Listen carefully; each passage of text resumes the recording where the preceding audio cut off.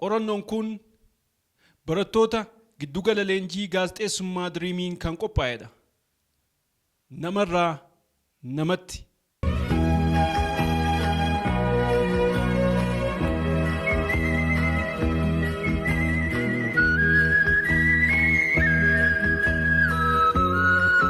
Waggaa waggaan hojjettoonni warshaa kumaatamaan lakkaa'aman sababa maashinoota warshaa nageenya hin qabneen miidhaan jireenya isaanii jijjiiruu isaa mudata. Gabaasni kun seenaa miidhama hojjettoota warshaa duuba jiru kan saaxiludha.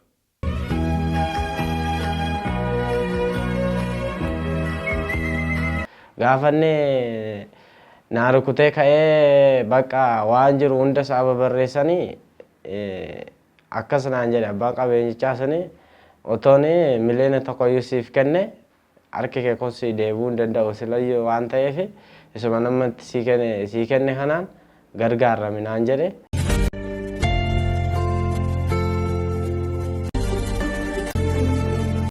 Gaaffii kanaan haa eegallu. Gatiin harkaa meeqa? Deebii isaa qorannoo kana keessatti argattu. Warshaaleen dinagdee ammayyaa uumuu keessatti gahee murteessaa kan qaban yoo ta'u, isaan keessaa tokko meeshaalee saffisa ariifataan oomishuudha.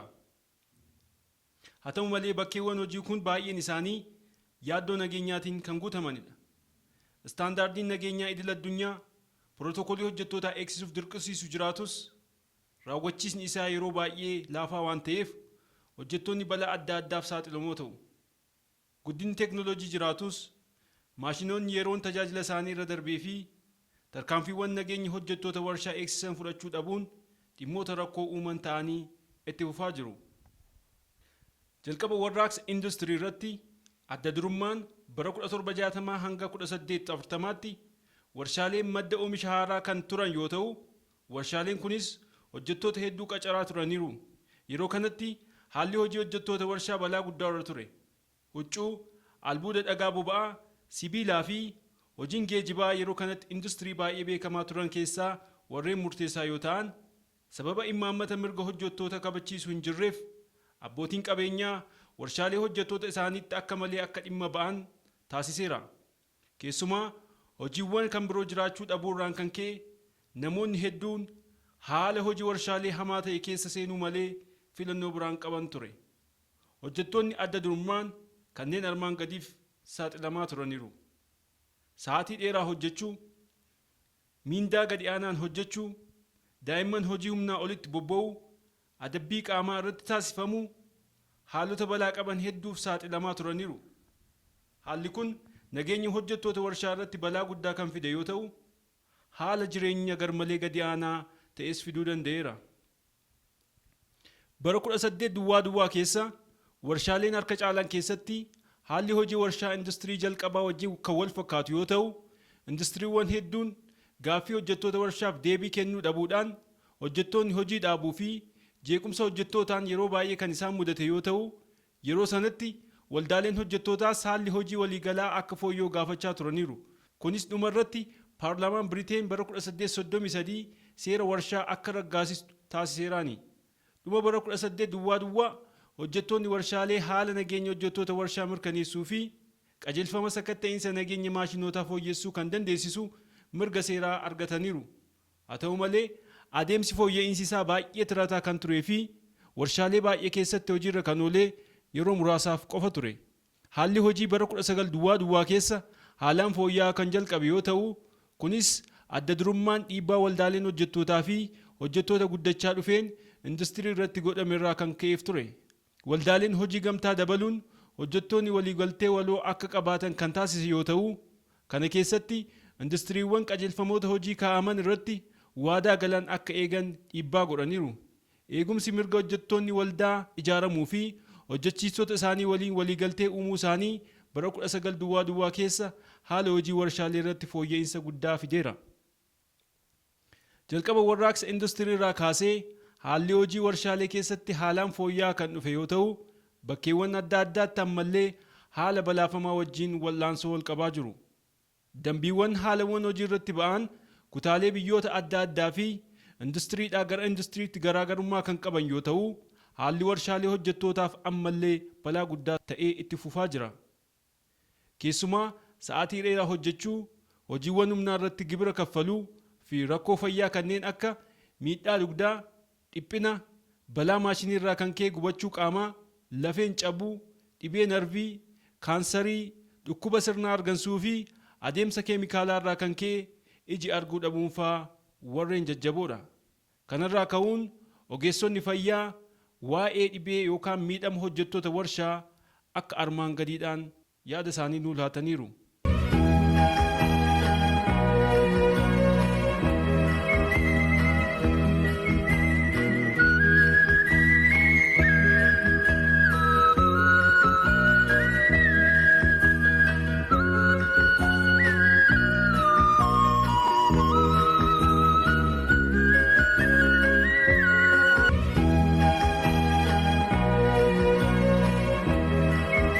Maqaan koo Dammaa Araaraa Fayyisaan jedhama.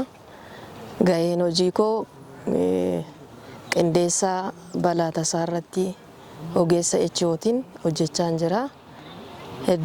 Addana dhufee waggaa tokko guuteera.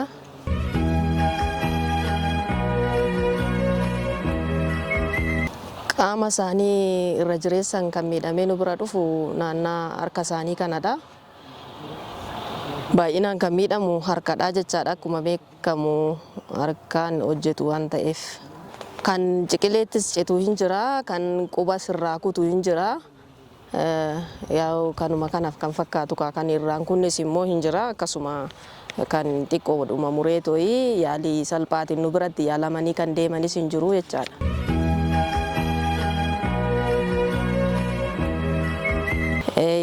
Tajaajilamtoota sanarraa akka informationii qabnutti rakkoo maalitii fi kun akkasiin kan deddeebi'ee isin mudatu muuxannoon isinii kennamu hin jiru jennee gaafa nuti haasofsiisnu muuxannoo muraasa malee hinuma nuu kennu.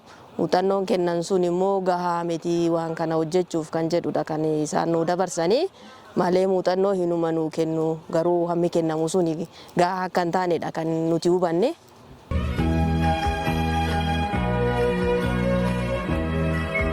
Miidhamni kun akkanan itti yaadu tokkoffaan akkuma dura sii kaase hubannoo dhabuu hojjettoota iddoo sanatti qaxaraman irraan kan ka'edha kan nuti hubanne. Dabalataan immoo warshaawwan tokko tokko yeroo itti akkaataa malee ka'anillee hin jiraatu. Otoo tokko hojjetaan tokko hojjetu tokko dhaqee irratti kaasurraan kan ka'e balaan uumamullee hin jiraata. Deebi'ees immoo warshaan tokko tokko nu ajajamuu dide kan jedhan nu kaasan hin jiru jechaadha. Kan ammoo kan odeeffannoo arganne qaamuma nu bira dhufanii tooyyaalee argatan kanarraa waan ta'eef jarreen akkasii kanarratti otoo qaamni ilaallatu waan kana wajjin wal qabatee tooyi wanti sakatta'amuu fi wanti itti deemamu waan kun wanta lubbuu namaa wajjiniin wal qabatee tooyi fi hojjettoota jira miti dargaggoota umuriin gadaanaa ta'anii tooyi harka isaanii dhabanii yoo ilaallu baay'ee nunis akka namummaatti nutti dhagahama waan ta'eef wanneenuma salphaatiin hambisamuu danda'amu kana otoo itti deemamee tooyi hubannoo kennamee tooyi qaama barbaachisuutiin waan kun akka salphaatti ilaalamuu baatee tooyi itti deemamee hubannoo kennamee tooyi wanneen kana dura darbaniiru kan kana booda ammoo akkuma jirutti hubannoon gahaa ta'ee akkaataan itti hojjetamullee arreenji ta'ee tooyi namni hubannoo hin qabne akka hojii kanatti hin seenne godhame amma tokko hin irrata jedhee tananii kananii yaadu.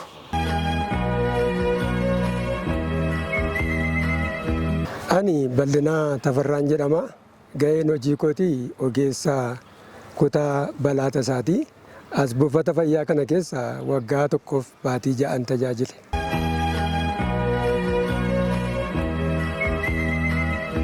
Namoonni nu bira dhufan kun yaalii garaagaraa argatu.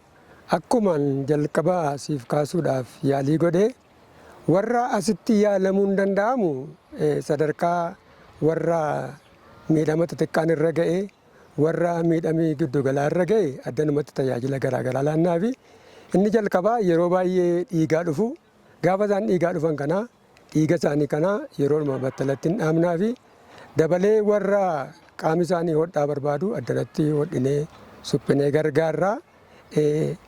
Kanuma wal qabatee wanti isaaniif barbaachisu ergaa godhamee fi booddee kan deddeebi'anii yaalaman nu biratti deddeebi'anii yaalamu. Warra immoo balaan hamaan irra ga'ee fakkeenyaaf cabuu lafee hamaa ta'uu danda'a. Waan gurguddaa warra ta'an immoo battalumatu biran tursin dafnee ambulaansii of harkaa qabnuuni gara buufataa yookaan immoo gara mana yaalaa olaanaatti ol ergina.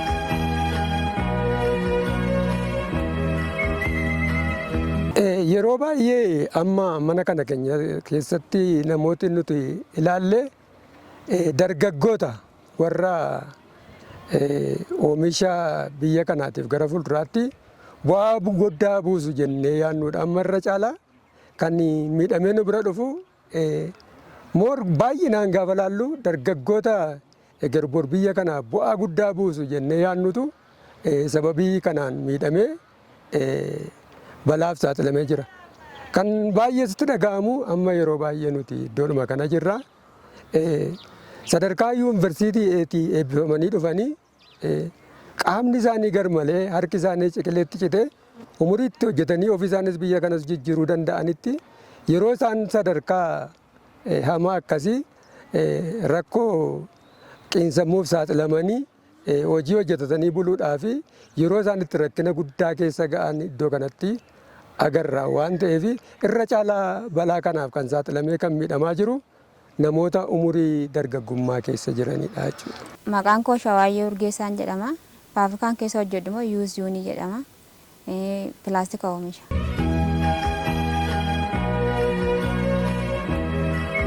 Gara hojii kanaatti yeroo dhufu yeroo jalqabaatiif nama nannaqe. Faafrikaa kana namatu keessa jira. Nama hojii dhabee waan hojjedhu dhabeennaan warra achi keessaa suni hojiin jira kootti si gashinaadhani malee hojiin hin argamu ture Faafrikaanii harka namaatiin hin naqee galee jechuudha.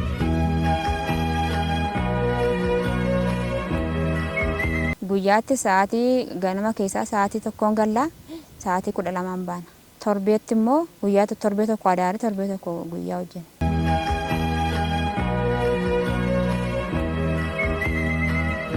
Leenjii ani fudhadheen jiru yeroo sanaaf yeroo ani dhaqu dhaabadhuuti ilaali naan jedhani mucoon tokkocha gubbaarraa naqaarti yeroo saniif dhaabadhee tanan laalee daqiiqaa xiqqoodhaaf dhaabadhee laalee isaan booda yaabbadhee tan hojjedhe jechuudha.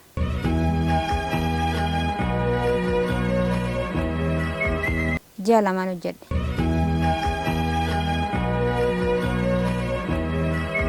Qarshiin isaan nuu kennan qaxarri ittiin na qaxaran 1500 hin qaxarame. 500 nuu kennu turanii achirratti immoo maashina gubbaarra waan hojjedhuuf 3000 nuu kennitti. Hojjettuu balaan irra ga'ee Shawaayyee Urgeessaa. Shawaayyee Urgeessaatiif hojii idilee ishee ji'a lama ol hojjechaa turte gara abjuu halkaniitti kan jijjiirame yeroo maashinariin irra hojjettu hojii isaa idilee laastikii muruu dhiisee harka Shawaayyee qabee hanga ogeessi maashinichaa halkan irriba keessaa waamamee ishee bira gahutti sa'aatii tokko oliif harki isheen maashinicha keessa ture sana. Kana dura hojii humnaa garaagaraa hojjechuudhaan ijoollee ishee lamman guddifachaa kan turte Shawaayyeen gaafa guyyaa waxabajjii 15 bara 2015 warshaa yuuzitti qacaramtee hanga balaan sukkanneessaan kun irra gahutti xalayaa dhaabbii osoo hin argatiin tajaajilaa turteetti. Hirriba dhabuu jireenya hawaasummaa irraa adda cituu fi kunuunsa gahaa ijoollee isheef gootu dhiistee jireenya injifachuuf halkaniif guyyaa hojjechuu murteessitus harki ijoollee ishee gurshaa ture isheeyyuu ganee harka namaa akka laaltu taasiseeni. Guyyaan sun isheef maatii isheef miira ittiin ibsamu kan hin qabne ta'us akkas jechuun jireenya ishee balaa sana booda jiru ibsiti. Egaa miidhameen booda immoo kunoo jireenya ofirraa miicuu hin danda'u daa'ima koo baay'ee siqaayee gubbaarraa nageera. Hojjedhee tolchee laadhuuf hin danda'u irraa miicuu hin danda'u. Bakka ijoollee sadii ta'ee baay'ee tokko na shaggaramaara baay'ee rakkachaateera. Ijoollee korraa miicuu ofirraa miicuu tolfadhee ijoollee kiyyaan laadhu taa'ee sanaan ijoollee harka daa'ima kiyyaan taa'ee eeggatee jira. Ijoollee sadii. Ishiin dubaraa 11 inni dhiiraa 9 inni kun immoo ji'a 9.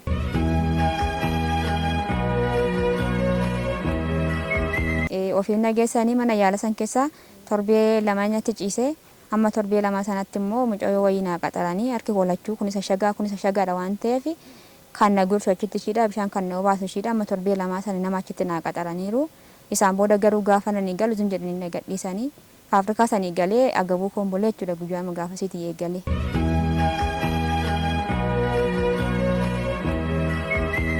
Kunoo gara jiqileetti cite inni kun kunoo quba lama cite. Quba lama cite inni kun iyyuu egasii intinii ta'e malee lafee ishiitu duwwaa tafeedha ishiin kun iyyuu. Ishiin kun duraa duuba ishiitiin arraabamtee lafeen duwwaa nafee eegasii edda amma fayyuu fooyyee amma harkatti qubatti deebi'ee akkas ta'e. Haalli mana yaalaa keessatti dabarsan baay'ee ulfaataa turus harki ishee mirgaa hanga ciqileetti irraa muramee akkasumas quboota bitaa keessaa lama qeensaa ol dhabdus jireenya itti fufsiisuun dirqama waan tureef bishaan darbee waraabanii jechaa qaama ishee akka mallee ta'eef beenyaa argachuu akka qabdu waan hubatteef haadha qabeenyaa warshaawus lammii chaayinaa kan taate gaafachuuf murteessite. Haati qabeenyaas gaaffiin shawaayyee bu'uura seeraa akka qabu waan beektuuf mariidhaan akka xumuruu qaban walii galani. Kaasaan isaan naa kennanii rooshiidhaan kunoo mana kanan bitadhe kanaan alammoo wanti naa godhan hin jiru mana kanayyuu nan bite malee manni ani bite kun waa likkii hin qabu lissanii hin qabu barandaa hin qabu bokkaallee gaafa roobu mana keessatti na roobaa jira bakka ciisaallee amma dhabnu dirateetti gaa lolaan mana keessa nu yaa bakka isa kana ammoo godhachuudhaaf humna hin qabu kanadha gibbiin isaallee kun akkuma agartan kana caccabaadha jechuudha amma qilleensillee baay'ee walii garraasee kukkutee intiniidha kunoo gamadaan walitti xaxee tanan jira ammayyuu kan argamudha. Ta'us shawaayyeen cinaan qaamota dhimmi ilaallatu kanneen akka waajjira dhimma hojjetaaf hawaasummaa dhimma dubartootaaf daa'immanii burraayyuu kutaa magaalaa malkaanonnoo mariisuus deemtus isaan biraa furmaata sun argatiin hafuushee akkasiin yaadatti. Waajjiraan deeme hawaasummaa deemeera. Hawaasummaa deemeenaan hawaasummaan nuti garuu sii kaffalchiifna sii kaffalchiisuu karaa nuti sii kaffalchiifnu kun xiqqoodha mana murtii deemuu qabda naan jedhan. Mana murtii kan ammoo ani barreeffama waan addaa barbaachisa waan ta'eef waan matti luukii sana iyyuu bitee barreessee itti kennadhu sin qabu waan ta'eef achis deemuu hin dandeenye. Bakka ammuma barbaadde ammoo fedhii sun naaf haa kennuti dhiitan murteeffadhe isheenis immoo ammuma fedhii sana yaaddee naa kennite anis immoo fudhadhe jechuudha. Waajjira hawaasummaa eenyuun bukkee deemte? Abchaaloo fi namarraa. Maal siin jedhan isaan dhimma kee kana yeroo dhatte akkamitti si ilaalan Abchaaloo fi namarraa? Dhimma koo kana amma nama akka nama tokko si gaddineerraa amma nama tokko si boonyeerras gaa karaa keenya otoo si kaffalchiifnu xiqqoodha wanti nuti si kaffalchiifnu kun karaa keenya xiqqoo si kaffalamaa otoo karaa seeraa deemtee garuu caala si kaffaluu mana murtii deemuu qabda naan jedhan isaan. Mana murtii yeroo deemte sanatti immoo eenyuutu iyyate? Mana murtiin deemnes hin iyyannes humna hin qabu waan ta'eef waan ittiin waan tokko barreessisiifu sun qabu waan tokko humna waan tokko hin qabu agabuu kon ciisaa ka'ee akkasitti deema waan ta'eef waan inni ofii godhus hin qabu nama na gargaarus hin qabu birris hin qabu sila ta'eef mana murtis deemuu hin dandeenye. Mana murtii yeroo deemte sanatti nama argatte hin qabdu. Nama argamee si dubbate tokko iyyuu hin qabdu jechuudha. Lakki naqnes hin gaafannes abukaatoo nuti nama biraa gaafanne nama biraa nuti gaafanne sun immoo har'aaf 30,000 lafa godhaa nuun jedhanii nuti immoo 30,000 dhiisiti waan tokko iyyuu hin qabnu waan ta'eef isatti hirmaachuu hin dandeenye dhiibne gara fedhii mataa keenyatti deebine rakkina guddaarraan kan ka'e jechuudha. Isaan booda ammuma fedhii ishii sana mana kaffalaaf jettee ishiin jennaan ishii baqqaa jennee ammasuma fudhannee deemne jechuudha. Gara dhimma dubartootaa deemeera isaan abshaalufaa dhabnaani guyyaa tokko deemne achiin booda immoo isaan biraas deebinee jennaani isaan biraas deebinaan immoo deebineetuma abshaalufaa gaafanne isin dhabnaan isaan bira dhaqnee inni isaan nuun lolanii eega dhimma dubartootaa kana dhaqxanii achumatti dhaqaatee fixadhaadha inni nuun lolan isaan. Achumarraa nama sobsumaan itti deebineeti lakki beenuti si dhamsin dhabnaan isaan bira dhaqne malee isaan gaafachuu keenya miti jennaan ganaa isaan bira dhaqxanii too nu kassastuu maaf nu kassastanii isaan bira dhaqxanii isaan nuti isiniif haa xumuranii nuun jedhan achumarraan baanee nuti.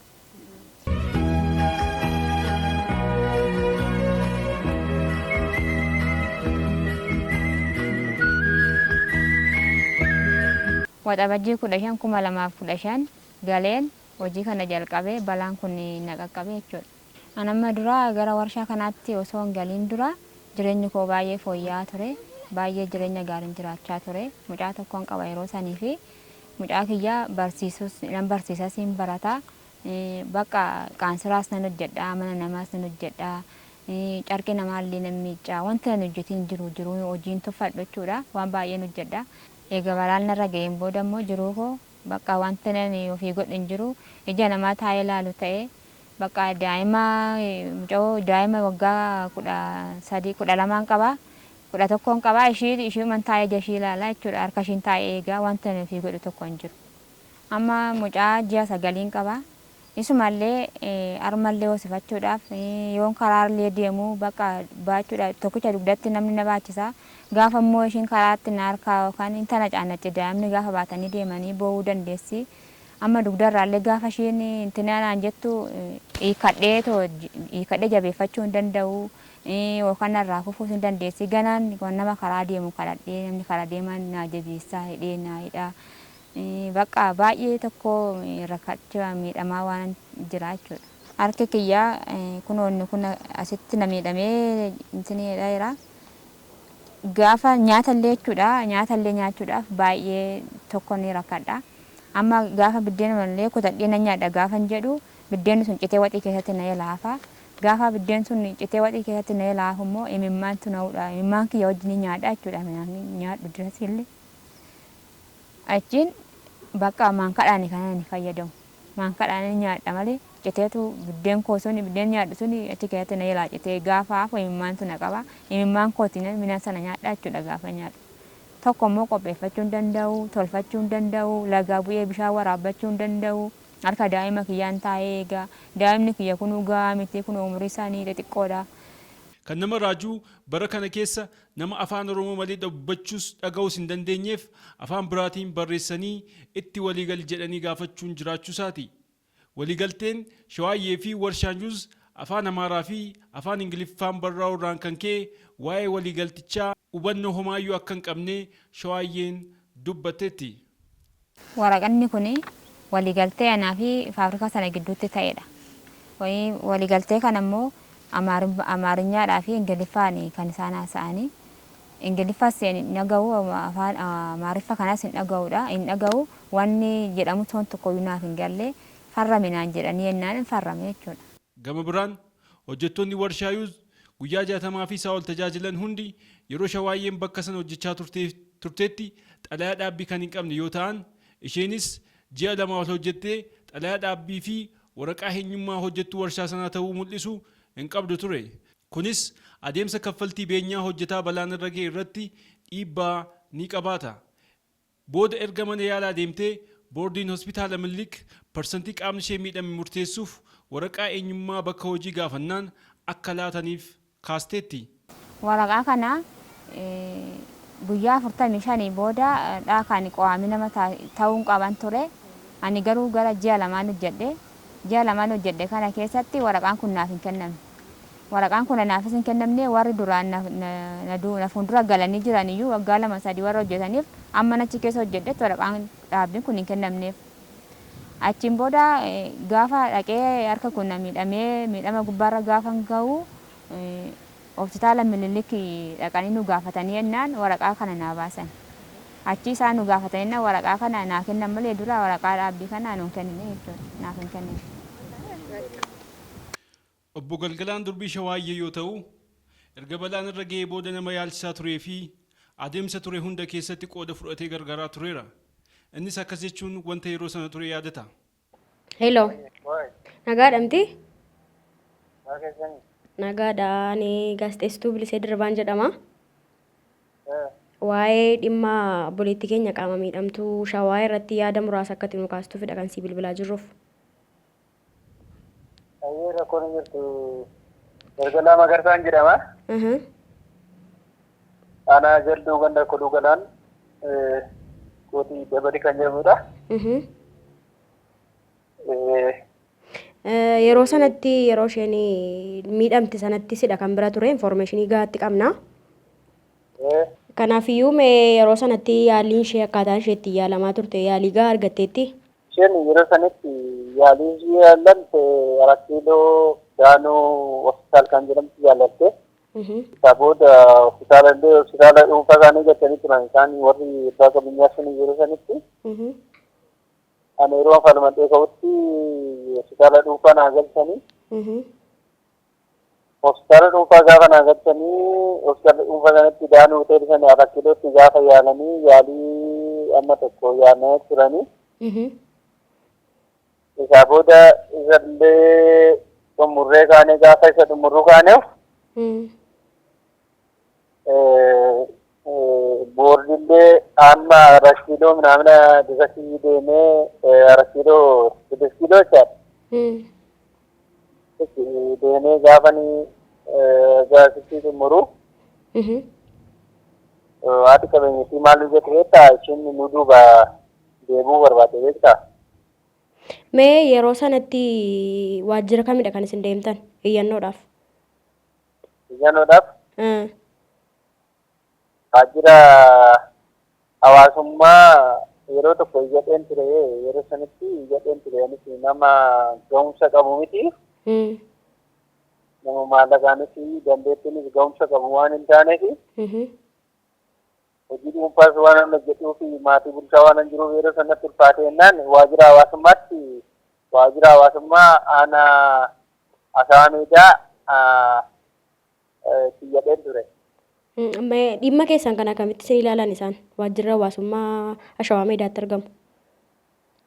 Iyyadheen ture malee waajjira kanarratti dhimma kiyyatummadheen ture iyyadhee. Kanaafiyyuu amma kaasaa kaffalame suniif immoo gahaadha jettee yaadda akka keettatti kaasaan kaffalameef jira miti? Kaasaan kaffalameef gahaa miti. Kun akka 72 odoo ta'e fakkeenyaaf 70 waggaa jaarmaan lakkaa'eefi deebisee ga'e immoo miindaa ji'aa 500 herreegeefi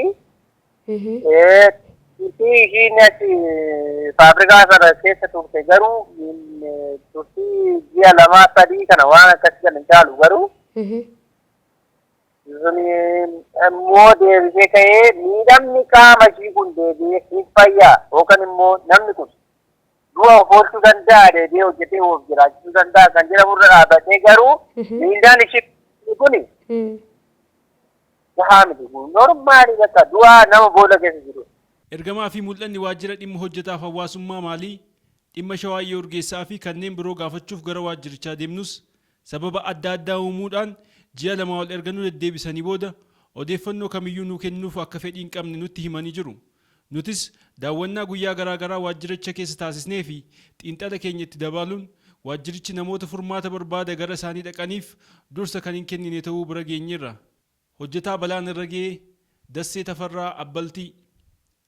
Yeroo balaan irra gahee gaammee gurguddaa gara jalqabaa yookaan ganna 17ffaa keessa kan jiru Dasseen umurii isaa kanatti silaa barnoota isaa hordofuun kan irra ture rakkoo nageenyaa bakka dhaloota isaa jiru baqachuun gara magaalaa Burraayyuu dhufe. Warshaa pilaastikaa Bojaa Tafarraa keessatti opereetara maashinii ta'uun miindaa 1,800 qacaramee hojii ittiin maatii isaa gargaaruu danda'u jalqabe. Hojii kana argachuu isaatti akka gammadee fi leenjii waa'ee maashinaa fi akkaataa adeemsa hojii warshaa keessa jiru hubannoo gahaa osoo hin argatiin kallattiimaan gara hojiitti seenuun isaa yaaddoo kan itti ta'ee ture akkasiin yaadata. Maqaan koo Dassee Tafarraa Abbaltiin jedhama. Kanan dhaladhe godina Shawaa Lixaa Aanaa Buna Ganda barate. Anan biyyaa dhufe haaluma nageenyaatiin dhufe. ስለዚህ haala nageenyaatiin dhufe dirjitii kana galee dirjitii pilaastikaa kan jedhamu dirjitii pilaastikaa kanan gale torbee lamaa fi gaafa naqee qacaramu torbee lamaa fi ala na hojjisiisanii ala ergan torbee lama hojjedheen booda immoo kireeshara dhama inni laa'e qoshee minaamina daaka isarra torbee lama hojjedhe torbee lama ergan hojjedhee booda immoo gara maashinaatti keessa nagashanii keessa gaafan gara maashinaa kana galu akkasitti hojjetamaa akkasitti si qabataa jedhee barsiisa waan garagaraa wanti kaawan jiru. ስለዚህ isumaan otoo seenee gaafan hojjechuu jalqabu bakka akkaataa ittiin cufamu akkaataa ittiin banamu hunduma isaa ijoollee gaafanna warra achi keessaa. ስለዚህ isaan gaafanneen booda otuma akkasumatti haaluma suniin hojjechaa jirru maashinni kun harka koo bitaa kana na qabate. Balaan kamiyyuu namaan mari'atee beellama qabateen dhufuutii guyyaan jireenya Dassee kallattii biraatti jijjiiru gahee halkan keessaa sa'aatii 8 irratti balaan Shawaayyee Urgeessaa haadha ijoollee lamaa yeroo sanaa haadha ijoollee 3 amma dassee dargaggeessa ganna 17 hin hanqanne. Innis miira yeroo balaan irra ga'ee fi adeemsa yaalii isaaf taasifame yeroo dubbatu gaafa na qabatu suni otuma harka tokkoon itti gashaa yeroo harka koo bitaa kanaan harka tokkotti waa biraan qabadha. Harka bitaa kanaan immoo ittan naqaa jechuudha. ስለዚህ gaafan itti naqu harka koo isa bitaa kanaan gaafan xiqqoo ittan gadi xoqqayyadu harka koo kana na qabate gaafa na qabatu bakka anis nan iyye mucaan tokkichi maashina bukkee jira. Kanaan darbaa amma inni narraa cufutti amma inni narraa dhaabutti uummanni iyye ture. Gaafa inni dhaqee maashinicha tokko ani garuu of beeka maashinichi harki koo kuni bakka of hin beeku jechuudha. Harki inni bitaa kuni amma iddoo kanatti na qabate kana gadi qabate amma siitti na sassaabe amma sii kana gaafa sassaabu bakka kuni owallaaleera kun na guba bakka harki koo kun immoo daqiiqaa 30 oolan ta'u keessa ture jechuudha harki koo bitaa kana. Amma kana gaafa keessa turu ijoolleen ganaa dhufanii maashina kana narraa dhaabanii ibsaa binaamina balleessanii harka isaaniitiin maashina isa gara fuulduraatti naanna'ee na qabate suni gara duubaatti seesee naannessanii gara duubaatti gaafa naannessa suni amma isaan naannessa sun harki koo keessuma ta'a. Amma kanaanis umaniyyaa gaafa isaanii dhumarraan nagahanii harka koo keessaa fudhadhu kanaan darbaa amma xiqqoo akka wallaalu tokko godhe komtaallee hin jira maashina suni gadi achitti na hirkisanii ammasitti manaajericha dhaqanii waamanii manaajerri sun dhufee na laalee abbaa qabeenyichaatti bilbilee abbaa qabeenyaa sunitti gaafa bilbilanii abbaan qabeenyaa sun immoo dhufee gara alaatti na baasanii alarraa dhufee na furatee gara hospitaalichaa na gashee halkan keessaa immoo sa'aatii 8 fi daqiiqaa 20 irratti na rukute maashinni kuni. Guyyaan dhaqee hospitaala kana gale immoo gaafa guyyaa 18 ji'a 11ffaa bara 2015 gale hospitaala kana na gashee guyyaa jammoo isaatti hojjaala dureetti kan bari'u dhaqee hospitaala kutaa ciisichaa na gashee inni achumaan deemee hospitaalichi immoo Yekkaatit 12ttidha. Dhaqee hospitaalicha na gashee achi na baasee na gasheen booda obboleessi koo dhufee na bira ture. Kanaan darbaa hospitaalicha gaafan galee galgala suni kutaa opereeshiniitti na gashanii harka koo kanarraa na kukkutanii waan barbaachisu hundumaa na kakkaatanii dhaqee deebisanii na ciisanii guyyaa lammataa irratti immoo harka koo kana torbee tokkoof narra taa'ee jechuudha. Harki koo inni maashinni rukute kuni torbee tokkoof narra taa'een booda dhaqee booda gaafa nasirraan gurra siinii kanarraan ciisu asoolee akka nama dhibee gurraa qabutti asirraan na dhukkuba ture. ስለዚህ harki kee kunoo sirraa cite malee gara si ajjeesutti deema dhibeen kee kun naan jedhanii gaafa isaan akkas naan jedhanii bakka anis wantan godhu hin jiru waan ta'eef kutaa hin jedheeni bakka obboleessa koo sanaanis na farramsiisanii kutaa ciisichaa na geessanii harka koo bitaa kana narraa kutanii safara kanatti narraa kutanii dura isaan darbaa deebisee immoo utuma waxxaranii naa hodhanii kanaan darbaa innis boshoboshee lammataa gadi siqanii kutanii isa lammataa irratti afaan bansiisanii hambisanii isa sadaffaa irratti immoo walitti deebisanii akkasitti naa hodhanii isaan arfaffaa yoon kun nadhanii natti didee isa sadaffaa kana immoo walitti deebisanii dhanna koo kana naa hodhanii erga hodhaniin booda xiqqoo akka wal qabateen booda immoo bakka kanaan darbaa gara hospitaala safara kee jirutti deddeebii yaallaminaan jedhanii gaafan hospitaala safaraa kanatti deddeebi'ee yaallamu achi waraqata naa kennaniiru anan achitti ittiin deddeebi'ee yaallamu waraqata sun dhaqee fudhadhee dhaqeen achitti dhaqee yaallama safara ollaa sunitti safara aanaa Gujee sun keessatti achitti hin jira hospitaalli achitti dhaqee yaallamaan ture. Gaafa yaallamaan ture suni madaadhuma isaa kanarraa naan dhiqanii bakka kanaan darbaa gaafa inni wal qabatee qooruu jalqabu isaan darbaa isaanis xiqqoo si fayyeera oo si dhukkube deebii naan jedhanii gaafa inni fayyuu namichi abbaa qabeenyichaa sun immoo naa bilbilee akkami fayyiteetta innaan qooreera naan jedhanii yoo dhukkube deebii naan jedhanii jedheeni. Dasseen gara biiroo abukaattoo deemuun dhimma isaa ibsee fi gargaarsa akka taasisaniif gaafatus bakka tokko qarshii 30,000 fi parsantii qaamni isaa miidhamee mana yaalaa itti yaalame akka fiduu qabu yoo gaafatan bakka biraatii ammoo qarshii 30,000 yoo kaffalee dhimma isaa akka laalaniif itti himan. Innis qarshii hanga kana akka hin qabne itti himee gargaarsa akka barbaadu ibseef. Abukaattoon lammeenuu homaa gargaaruu akka hin dandeenye itti himan.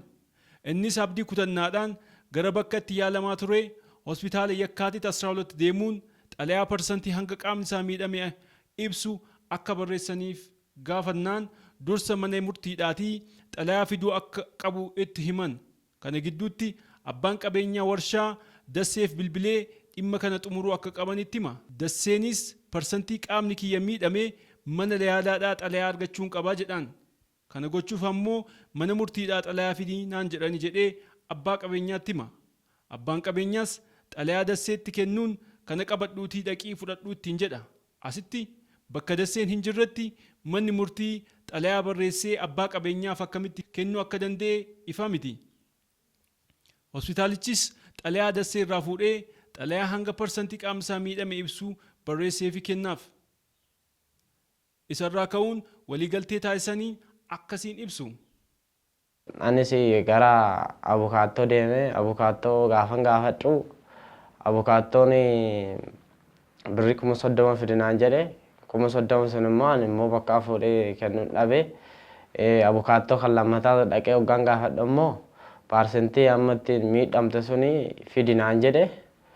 Gaafan parsenticha ittiin miidhame sun immoo akkamittan dhaqee fudha gaafan jedhu dhaqee gaafan isaan gaafadhu warra na yaalaa ture sun immoo inni immoo warra na yaalaa turan sun immoo mana murtiirraa xalayaa gaafa nu ergan gaafa xalayeecha nu bira ga'e akkasitti parsentichi sii ba'a malee hin ba'u akkatti naan jedhani.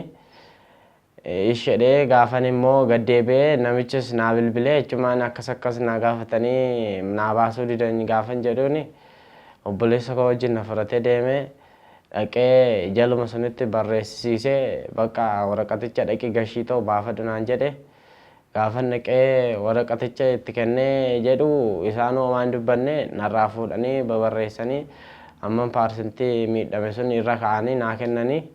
Achi deebi'ee galee parsantii isaa dawwalee innoo parsantii meeqanaa innaan parsantii amma kana jedheen itti himee gaafan itti himu suni isaan booddee dawwalee guyyaa lammaffaa immoo dawwalee haala kee kana yoo xumurre wayyuu naan jedhe. Anis silaa homaan barree fi waan na waamuuf hin barre waan ta'eef ishi jedheen hin ta'an jedheeni. Abbaan qabeenyichaa suni anaa fi obboleessa koo faazarii koo waame manichatti nu gashanii. Manichatti nu gasheen booda jaarsichatti abukaattoodha jedhee abukaattichatti bilbilee abukaattoo sun dhufee ani abukaattoo ta'uu fi dhiisuu isaa hin barre an dawwalee waame immoo abbaa qabeenyichaatti dawwalee waameen booda immoo iskeelii damoosa kootiin rukuchuu jalqabanii iskeelii damoosa koo 600 suniin rukutanii dura 1,800 ture irraa 200 gadi naa buuse 200 gadi buusanii 1,600 rukutanii kan waggaa 5 si rukute naan jedhe akkaataa inni itti rukute suni ani naafis hin ibsine akkatti inni rukute hin barre jechuudha. Gaafa inni naa rukutee ka'ee bakka waan jiru hunda isaa barreessanii akkas naan jedhe abbaan qabeenyichaa suni otoon miliyoona tokkoyyuu siif kenne harki kee kosii deebuu hin danda'u silayyuu waan ta'eef isuma namatti sii kenne kanaan gargaarrami naan jedhe. Ishedhee anis isa xumurreen booda immoo faazariin immoo hojiitti deebistu moo akkaminnaan dhaqee alaallatu bakka isaa ta'uu ani keessa isaa deemee sila hin beekneef naan jedhe. Dhaqee gaafan ilaalladhu immoo idduma maashinitti itti na rukute sun fuuldura isaa hojiin salphaan hin jira. Achirra iddoo sun malee bakki naan mijatu hin jiru hin jedheeni. Gaafan bilbilee bakka achumarra hojjedhu naan jedhe. Gaafan deebi'ee dhaqee achirra dhaqee hojjedhu immoo dura damoosa koosa 800 irraa 200 buusa suni 800 ollaa deebisanii isa otuman hojjechaa jiru damoosa koo suni anan nyaadhu jeetti bakka yeroo guyyaa hunda wangalee obortaanii koo hojjetadde 2300 400 kana minamina na harka gaa achumaan otoonuma isarra jiru gatii iddoo maashinichaa suni aaraa minamina qaba gatii aannanii abbaan qabeenyichaa suni annuuffaa isaatti kennu hin jira ani ijoolleen boonesii minamina irratanis hin jira abbaa qabeenyichaa ijoolleedha gatii aannanii sun kenneefi gatii aannanii suni anaa fi akkamitti naan kennitanii gaafa manaajera dhaqee gaafadhu manaajerri waa'ee kee ani keessaan qabu abbaa qabeenyaa gaafadhu naan jedhe abbaa qabeenyichaa gaafa dawwalee gaafadhu immoo abbaan qabeenyichaa 8 sa'aatii bichaa hojjetta kanaaf siif hin kaffalamu naan jedhe achumaanan toledhee shedhe jim jedhe gaafan ijoolleetti boonisii sun immoo naa hiraa jedhuun immoo innuu gatii aannanii sussi dhoowwate nutis immoo gatii boonisii kana siin kenninu naan jedhani isas uuman itti dhiise anittaan immoo damoosi koo qixa ijoolleedha gimmaash ijoollee yuun ta'u ijoolleen warri kaanii 6,700 akkasitti kan nyaatan jiru kan koo immoo 2,300 400 kanan darbitu isas immoo dawwalee gaafanii abbaa qabeenyichaa damoosi koo kamitti qixa ijoolleedha gadi taa'uun jedheeni yoo si ta'e hojjedhe yoo si ta'uu baate immoo dhimma keetti naan jedhee nan ciqiciqiin kanan darbaa jedhe achumaan ishi jedheeni silkii koo cufadhee anis deebi'ee achumaan birrii akka dabaluu godhanii daballee waggaa dhufe dabalanii ji'a tokko 3,300 wayii naa kennanii achumaan ji'a lammataa immoo akka isaan qannasan naan galle 2,600tti gadi butanii 2,600 kana keessatti gadi butanii isa manaajericha deebi'ee gaafadhe gaaffii naan deebisu sila ta'e achumaan gamteetti waan godhu dhabnaanan birrii achi fudhadhu sunii fi nyaata koo qonqoo koo wajjin waggaa ol madaalu birrichi anna gahu miti torbee lamaanuu nan gahu sila kanaaf jedheen achi keessatti miidhamuurra ammas jedheen hojicha gadhiisee jaaladheenis miti bakka naa gamnaa numan gadhiisee jechuudha. Hello Abbaba. Abid. Akkam naguma? Nagaara. Nagaa galata waaq Xilaawun Tawaddeen jedhama gaazexeessaadha. Diriim miidiyaa irraan si dawwalaa jira. Dhimma Dassee Tafarraa isa hojii wal qabatee waaqa siyaasofsiisuun barbaade. Yeroo balaan miidhamni yookaan immoo gaafa harkisaa maashiniin qabate akka ati achi jirtu nu haasofsiisee tureeyyuu. Mee wanta achitti gaafa sana ta'e waan yaadattu akka nu haasofsiistu barbaadeen ture. Ani bira jiraachuu hin jiru. Yeroo ani qaqqabutti inni kutameeti ciisee jira yeroo bira ga'utti kan argee isa kanaadha. Okay, harkisaa keessaa ba'ee maashinii keessaa ba'ee ciisee jira. Okay, eenyudha kan hospitaalatti geesse yeroo sana? Abbuma qabeenya. Ati wajjin hin turre? Hin deemne nuti. Nama biraaf ijoollee biraa wajjin deemne. Ijoollee. Ati maanajara isaadha miti? Ergasii yoo erga yaalamee booddee adeemsa gaafa waliigaltee beenyaa kaffaltii beenyaa maqaan kee akka ragaatti kaa'amee jira gaafa waliigaltee beenyaa taasisan. Gaafa sana akkamii waliigaltee beenyaa sun akkam ture? Adeemsisa abukaattoo kan eenyu ture? Abukaattoon kan abbaa qabeenyaa moo kan Dassee ture? Abukaattoon argine abbaa isaaf obboleecha isaa qofatu jira iddoo san. Yeroo birrii akkaawuntii irraa walii tiraansfarmar godhuuf abbaan qabeenya. Awaash baankitti isan argine malee abukaattoo kara lakkeen iyyuu hin argine. Okay, ati akka dhuunfaa keetti beenyaan laatamiif gahaadha itti amantaa? Haraa maal ga'a? Galatoomii hedduu galatoomii. Bara kana ani beekaa ani qaba jechuun beekumsaaf qabeenya isaa da'oo godhatee dhugaa namaa kan ukkaamsaa oolu hedduudha. Dargaggoon ola deemaan kunis balaa irra gaheen dhukkubbii qaamaa fi xiinsammuu irraa osoo hin bayyaannatiin dhugaa isaa dhabuuf dirqame. Ani dura dirjeticha kana keessa taa'ee waan na'u birricha walirra gugudunfadhee bakka nama biyyaattis minaaminas kennadhee birrichas walirra kekkeewwadhee waama tokko tokko bitadhee bakka achi keessaa of jijjiiree ba'uudha hawwiin koo jechuudha. Ergasii bakka sala kana ergan kanaawwee akkasumatti maashinichi dhufee na qabate maashinichi erga na qabate bakka sirumayyoo waamtu jireenyaayyoo na harkaa badee jechuudha. Ergasii erga maashinichi kun na qabateeti bakka ስለዚህ bakka duuf jireenya silaa duuf jireenya gidduun jira waan ta'eef ergasii bakka tasfaan kutee jechuudha. Bakka amma isa duraa amma jireenya koo isa duraa hawwisuuni bakka haamilee na cabse bakka haala jireenyaarraa gadi bu'een bakka sammuun koos ergasii xiqqoo wanta duratti sirriitti waan ta'e qabadhu bakka sammuun koos ergasii xiqqoo amma na dandamachaa dhufe bakka sirriitti waan amma boruuftaan yaadadhe yoon irra deddeebi'e malee sammuun koo na yaadatu jechuudha bakka. Bu'uura labsii 1156 bara 2011 fooyyee ba'een beenyaan Shawaayyee Urgeessaa fi Dassee Tafarraaf laatame sirrii akka hin taane qorannoon kun mul'iseera. Kana malees namoota dhibbaan lakkaa'aman sodaa adda addaa qaban irraa ka'uun nu waliin rakkoo isaan irra gahee dubbachuurraa of qusataniiru. Kunis kan mul'isu naannoo hojichaa yaaddoo nageenyaa fi doorsisaan kan guute ta'uudha.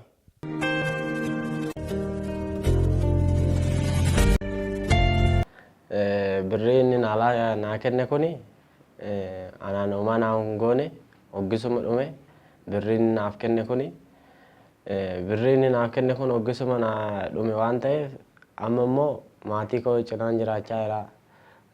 Maatii koo dhiphisaa jira waan ta'eef maatii kootu na gargaara bakka waan hundallee hojjetachuu hin danda'u waan ta'eef maatii kootu na hojjeta. Bakka sila kanaaf maatii koo baay'ee canqaan jira. Sila kanaaf birrii inni naa kenne kun immoo adeemsa seeraa wajjin wal qabatu wajjin adeemsa seeraa hunduma isaa amma reefu dhagaa dura hin beekne ture. Adeemsa seera ittiin dura deemu naafis hin galle ture namnis natti himes namni na gorses hin jiru. Anis hoggisi sila bakka uumameef sila kanaaf anis namni na qorachiises hin jiru. Anis ofii koo haala seeraa deemeen qorannee akka seerri jedhutti immoo birrii inni naa kenne kun immoo waliin madaalu jechuudha. Birrii inni amma 100,000 naa kenne kunii fi haalli seerri ittiin murteessu immoo birrii inni kun waliin madaalu. Birrii inni hoggisi naa kenne sun immoo waa tokko naa gochuu hin dandeenyedha. Hoggisuma dhumte ishiin hoggisuma na harkaa baannantee dhumte jechuudha birrittiin. Ammas ani rakkachaan jira. Bakka maatii kootu na gargaaraa jira yookaan waan hundaanuyyuu.